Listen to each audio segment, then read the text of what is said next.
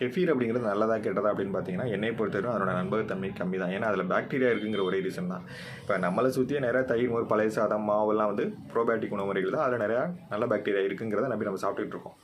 இப்போ பழைய சாதத்தை வந்து ஒரு 12 ஹவர்ஸ்க்கு மேலே வச்சு நம்ம சாப்பிட முடியாது. 12 ஹவர்ஸ்க்கு மேலே நம்ம வச்சுருந்தோம்னா, அதில் அதிகப்படியான பாக்டீரியா ஃபார்ம் ஆகி நொதிச்சு போய் ஒரு மாதிரி கெட்ட ஸ்மெல் இருக்கும். அதை நம்ம யூஸ் பண்ணோம் அப்படின்னா நம்ம வயிறு ரொம்ப அப்செட் ஆகும், வயிறு உப்பிசம் இருக்கும், கெட்ட ஸ்மெல்லோட வாயு ஏப்பங்கிறது போயிட்டே இருக்கும்.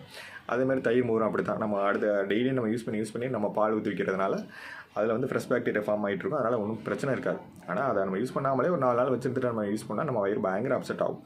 பயங்கரமான கெட்ட ஸ்மெல்லு, வாயு ஏப்பம்லாம் பயங்கரமாக போயிட்டுருக்கும். அதே மாதிரி நம்மளுடைய என்ன சொல்கிறது, மாவும் அப்படி தான். நம்ம அரைச்சிட்டு ஒரு 6 மணி நேரம் நம்ம வச்சுருக்கலாம். அதுக்கு முன்னாடி அது பொங்கி ஊற்றி போயிடும். அதோட புளிப்புத்தன்மைங்கிறது அதிகமாகிடும். ஏன்னா அதோட ரீசன் வந்து பாக்டீரியா அதிகப்படியாக ஃபார்ம் ஆயிடுச்சு அப்படிங்கிற ஒரே ரீசன் தான். இப்படி தான் இது நடந்துகிட்ருக்கு. ஆனால் கெஃபீர் அப்படிங்கிறது எங்கேருந்து தயாரித்து எப்படி பண்ணி கொண்டு வராங்கிறது ப்ராசஸே நம்மளுக்கு தெரியாது.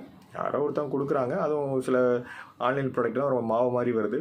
அதை நம்ம அதை பாலில் ஊற்றி வைக்கிறோம். அது வந்து வளருதுங்கிறத நம்புகிறோம்.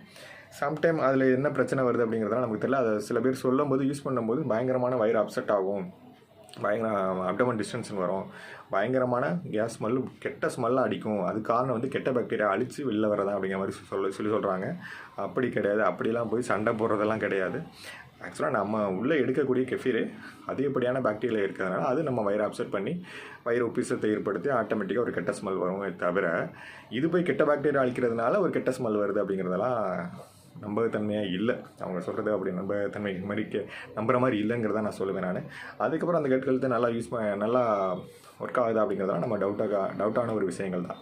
அதனால் நம்ம யூஸ் பண்ணுற அந்த ப்ரோபயோட்டிக் உணவுமுறைகளில் மைல்டான பாக்டீரியா இருந்தால் மட்டும்தான் நம்ம உடம்புக்கு ரொம்ப நல்லது. அதிகப்படியான பாக்டீரியா நமக்கு கொஞ்சம் கெடுதியை தான் ஏற்படுத்தும்.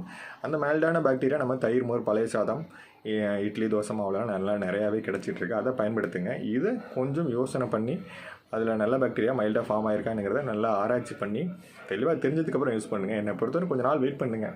அது என்ன மாதிரியான எஃபெக்ட் இருக்குதுன்னு தெரிஞ்சுக்கிட்டு அதுக்கப்புறம் யூஸ் பண்ணுங்கள். நான் யூஸ் பண்ணவே வேணாம்னு சொல்லலை. கொஞ்சம் கவனமாக யூஸ் பண்ணுங்கள். ஏன்னா பாக்டீரியாங்கிறதுனால கொஞ்சம் கவனமாக தான் இருக்கணும்.